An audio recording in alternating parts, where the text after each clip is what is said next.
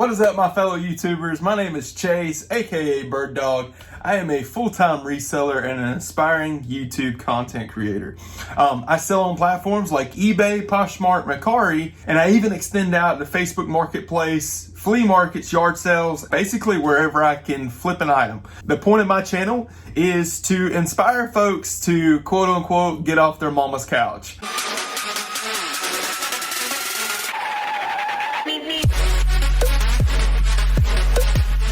Today's video is going to be about eBay fees and basically the update that's going to hit us in 2 days. April 1st is usually when eBay releases its spring seller update. And so if you're new to eBay, basically what that means is every spring eBay releases a update of sorts that's going to show or describe what eBay plans to do moving forward. They release this once a year, hence why it's called the Spring Seller Update. But if eBay is going to introduce fees, this is the time that they're going to do so. And as it just so happens to be, a lot of changes hit last year where eBay released managed payments. And again, if you're new to eBay, you're probably already on managed payments. But if you're a seller that's been selling for multiple years, you still use PayPal. And so for the ones that really don't know what's going on, PayPal was basically the broker between the store and the buyer. And so you as the seller would list an item, you would sell the item on the platform eBay, and then PayPal would be the middleman and would collect the money and distribute out the holds or the processing of that payment. That way the buyer and the seller could basically use PayPal as the middleman. But that's a redneck simplified answer for you. There's not really much more that goes into it, but the gist is if you're on managed payments, you no longer have to worry about PayPal. Before, there were fees that were associated with eBay. Your listing, your insertion, all of the different fees that I'm going to explain here in a second. And then you would turn over to PayPal and have to pay them additional fees to get your money. You had other options. Some people use the PayPal debit card, which was great. But if you wanted to transfer your money into your bank account, then there was fees associated with that. So it was like fees upon fees upon fees. Look at them. Line access fee, administrative fees, there are even taxes on top of them. Decent people shouldn't have to live like this. Did I get it? Nonetheless, now because of managed payments, you no longer have to deal or inquire about those fees. eBay handles everything in-house. But here's the thing, with some pros, there are cons. And the con of this is now eBay gets to play with your money in a way that they didn't get to before. And so there's a lot of sellers right now who are disappointed because there are hidden fees that eBay, I don't know if they intentionally try to hide these. There are fees that were not blatantly obvious to a seller in the beginning. One of those is a dispute fee, and it's an instant $20. And so if you have 5 disputes on your account, you're talking $100 on top of the return of the sale of the item if the dispute is found in the buyer's favor. And so anyway, long story short, there's just a lot of stuff going on. So let's dive into it. So on eBay, the type of fees that you can expect to pay are going to be as follows. You've got listing fees and or insertion fees. You're going to have final value fees.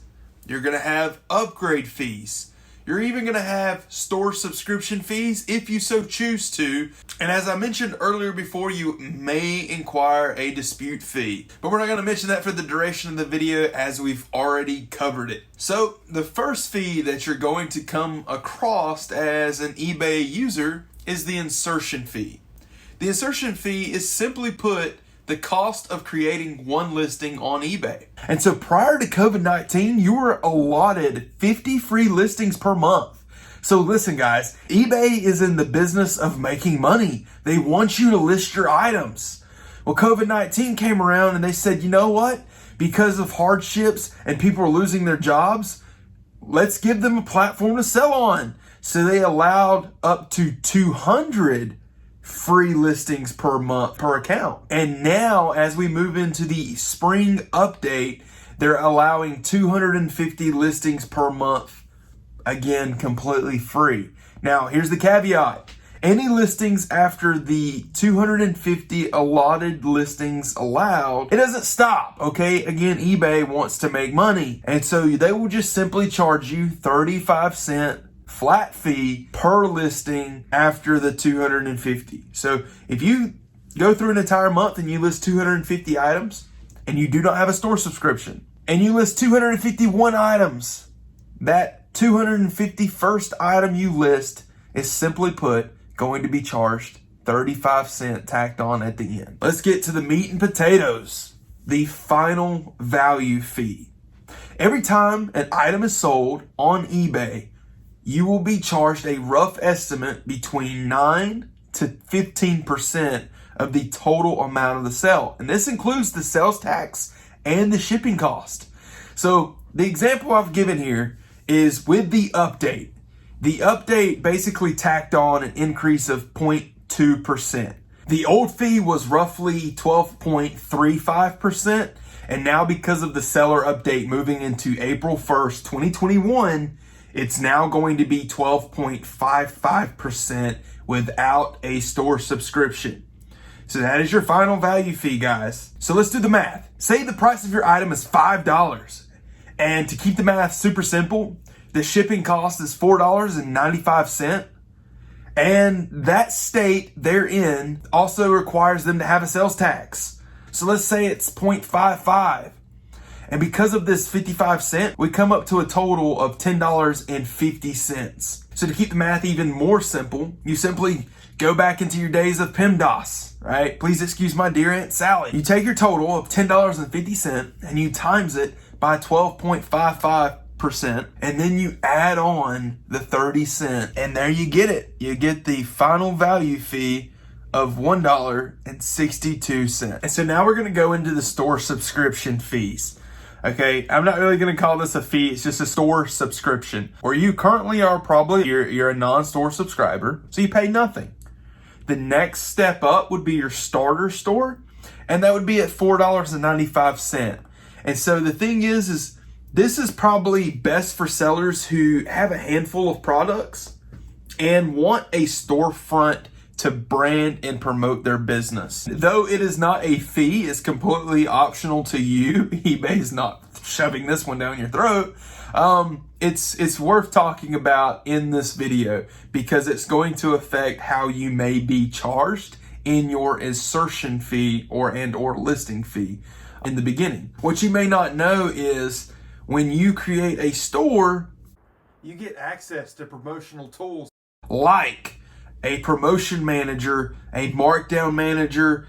What those tools are used for, what I use them for, is I do 10% discounts monthly, where I'll do like a March Madness sale and every item in my store is 10% off. Again, this is just a fancy way of keeping up with your inventory and staying fresh and creating a following on your eBay site of folks who continue to come back because they see that you're hosting deals and you have really good products. If you're just a non-store subscriber, you don't have access to discount your items. You would have to physically go in and revise the item and drop the price that way. You wouldn't get the cool little slash through the original price, you know, the thing that causes the feeding frenzies, the sticker that you see 4 for $1 instead of putting them at 25 cents each.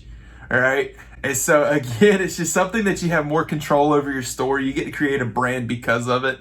And there's actually a lot more. I'm going to put a link in the description box below to the layout of the store subscriptions. That way you can kind of look at basically a chart of what your needs will be. Mine personally right now fall under the basic subscription. And that leads me into the next one. The basic store subscription is $21.95 a month with the 1-year plan. The added benefit of upgrading to the basic store is that now I get 1,000 fixed price listings free per month, going from $350 to $1,000.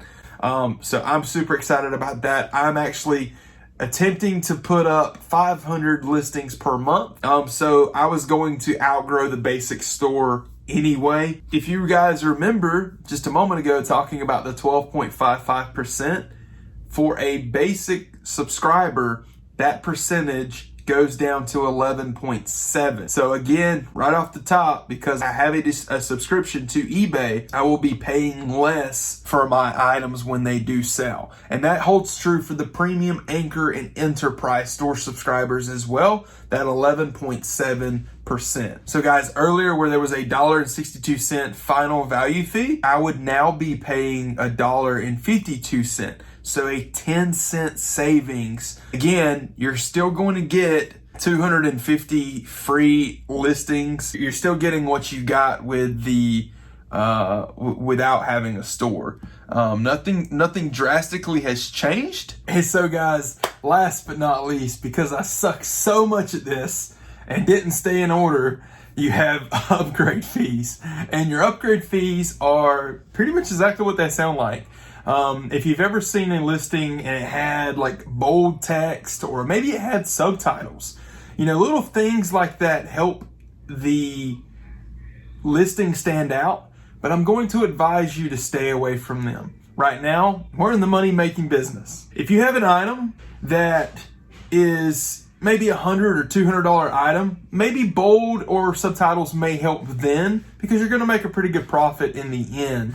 The issue is you can accumulate these fees really quick and sometimes unknowingly. If you're listing on a PC or a Mac and not a mobile device like a iPad, iPod, or a tablet, you're actually manually typing in everything that you see, and it's easy to fill out the listing as if it's like a blank PDF form, and you feel like it's supposed to be there, right? You don't want to leave any empty spaces. And it's easy to get in the mindset. And I think eBay does that on purpose. But the issue you run into is you're going to maybe inquire 25 cents, $2, $4, $10. It just depends on what the upgrade is. The three main upgrades that you will come across are bold lettering, subtitles, and Gallery Plus. It sounds exactly what it says, Gallery Plus. It basically enhances your photos, sometimes allows them to be enlarged. And I'm not really sure because I haven't used it in a really long time, but it may actually allow you to add more than just 12 photos. I could be wrong. Regardless, I don't mess with them. I'm going to leave it up to you to go out and do even more research. I'm not going to tell you anything about them because I don't want you to feel persuaded to, oh, it's just 25 cents. Oh, it's just $1. Oh, it's just $2. It's going to help my listing stand out and I'm going to sell it quicker. No. Some cases, yes, okay. Nonetheless, now that I've told you almost everything that eBay has to offer going into April 1st, 2021, and the reason I say almost is because there's a lot of articulation and confusion when looking at the seller update. There's a lot of clicking around, folks. So again, because of all this, if you would, please go hit the like button, share this on your Facebook, share this on your Instagram or any platform or social media platform that you use, and hit the subscribe button. So now, if you've watched this far, I'm going to give you the golden key. To me, what helps out of all of the stuff I've just discussed, all of the fees, all of the breakdown, if you really want to stand out on eBay and you want to make I haven't made a $400 a day. I've been really, really close. But if you want to make close to $400 a day on eBay, take really good photos using an application like Photo Room. Take your time and do the research on the item that you're selling. In the description box, be honest with people. In your titling, use words and key phrases that are simple enough for Google to be able to understand. Make it KISS. Keep it simple, stupid. Okay?